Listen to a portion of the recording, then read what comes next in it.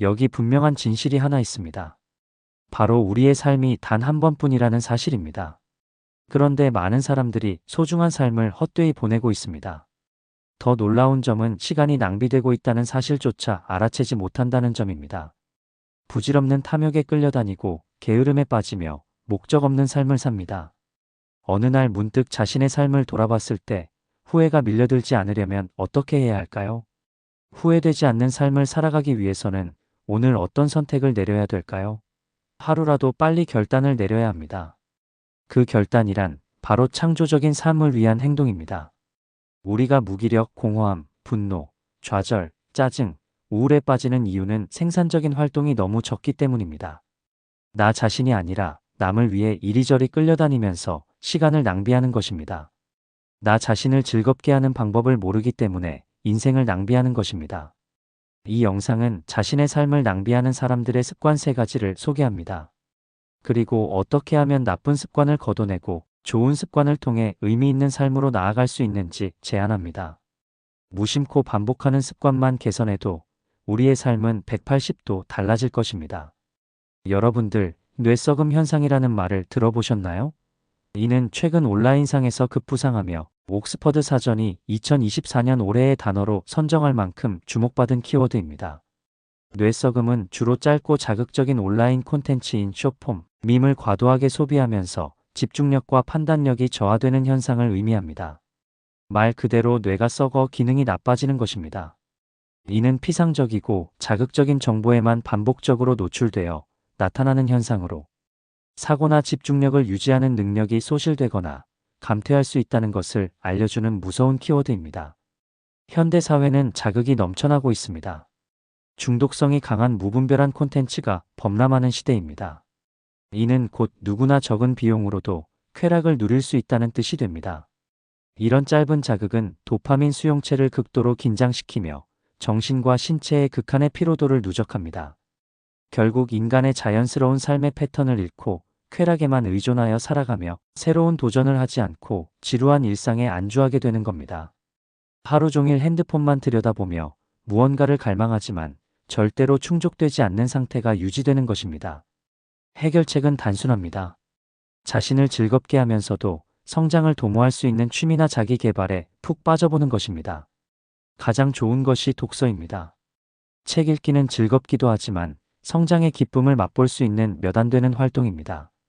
게다가 비용도 적게 듭니다. 필요한 것은 책을 읽으려는 열정과 시간뿐입니다. 운동도 좋은 활동이 될 수 있습니다. 제가 추천하는 것은 다음과 같습니다. 독서, 운동, 글쓰기, 자기 개발입니다. 이 4가지는 재미도 있지만 성장의 기쁨과 성취감도 동시에 얻을 수 있는 창조적인 행동입니다. 창조적인 활동이 많아질수록 삶의 궤도가 바뀌고 점차 쾌락을 멀리하게 됩니다. 쉽게 얻는 쾌락에서 멀어지세요. 해결책은 단순합니다. 자기 자신을 즐겁게 하면서 동시에 성장의 기쁨을 누릴 수 있는 활동에 에너지를 쏟아부어야 합니다. 단언컨대 독서와 글쓰기, 운동, 자기 개발은 끝나지 않는 기쁨과 풍요를 가져다 줍니다. 고대 중국의 사상가 노자는 도덕경에서 다음과 같이 말했습니다. 천리길도 한 걸음부터 시작된다. 라고 말입니다. 아무리 탁월한 재능을 가지고 있는 사람일지라도 행동하지 않으면 무용지물입니다. 계획만 세우고 탐색만 하면서 시간을 낭비하는 사람들이 있습니다. 제가 아는 지인도 이런 타입이었습니다. 머리는 정말 좋은데 막상 행동하지 않는 것입니다. 제가 그 이유가 정말 궁금하여 물어본 적이 있었습니다. 너는 머리가 참 좋은 것 같은데 왜 말만 하면서 실천하지 않아? 라고 하자 이런 대답이 돌아왔습니다. 망할 것 같아. 그건 안 돼. 라고 말입니다. 그 친구는 해보지도 않고 포기해버리는 습관이 있었습니다. 머리가 좋으니 예측 능력이 뛰어나게 되고 실패할 수밖에 없는 이유만을 찾게 되는 것입니다. 그래서 그 친구는 안전한 선택만 내렸고 제자리 걸음만 반복했습니다. 오히려 똑똑한 머리가 성장에 방해가 된 것입니다. 일을 미루기만 하고 탐색만 하는 과정이 길어질 때 우리의 삶은 어두운 터널에 갇히듯이 암울해집니다. 애플의 창업자 스티브 잡스는 이렇게 말했습니다. 진정한 예술가는 작품을 내놓는다. 아무리 기발한 아이디어나 완벽한 계획이 있어도 일단 세상에 내놓지 않으면 아무런 의미가 없다는 뜻입니다. 해결책은 구체적인 목표 설정을 하면 됩니다.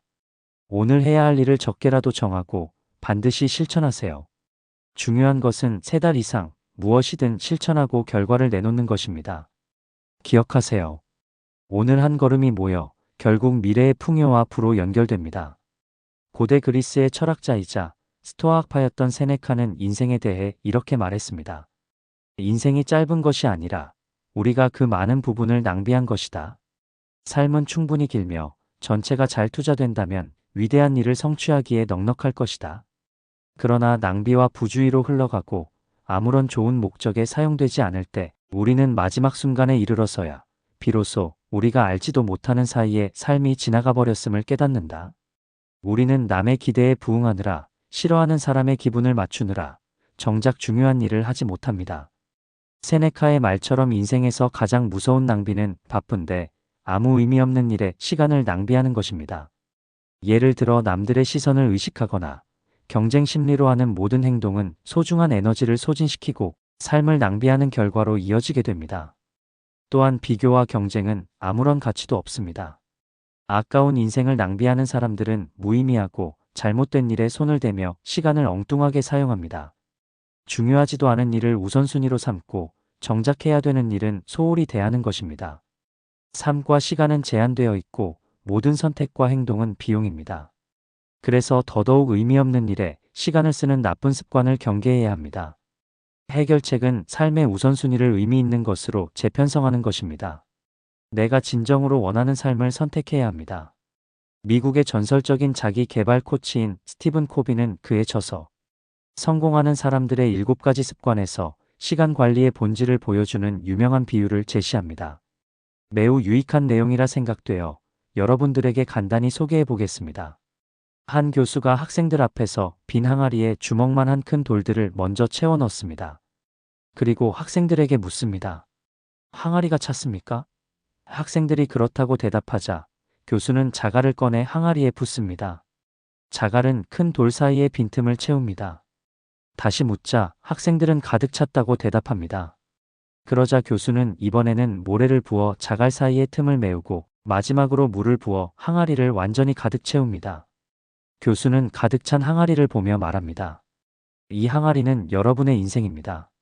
큰 돌은 여러분의 인생에서 진정으로 중요한 것들입니다. 예를 들어 가족, 건강, 꿈, 가치입니다. 만약 모래나 자갈을 먼저 채웠다면 정작 큰 돌이 들어갈 자리는 없을 것입니다. 이 이야기는 우리에게 가장 중요한 우선순위로 삶을 먼저 채워라 라는 메시지를 전합니다. 그러나 우리는 대개 반대로 합니다. 자갈과 모래라는 사소한 일을 먼저 실천하는 것입니다. 불필요한 시간으로 삶을 가득 채운다면 정작 중요한 큰 돌은 삶에 들어갈 자리가 없습니다. 무심코 반복하는 나쁜 습관들이 미래를 결정짓습니다. 욕망보다는 절제, 게으름과 탐색보다는 실천과 생산, 무의미한 일보다는 중요한 일에 집중하세요. 작은 선택이 미래를 바꿀 수 있습니다. 당신의 성공과 행복, 번영을 응원하겠습니다. 구독을 통해 글토닥 채널의 더 많은 콘텐츠를 누려보시길 바랍니다. 감사합니다.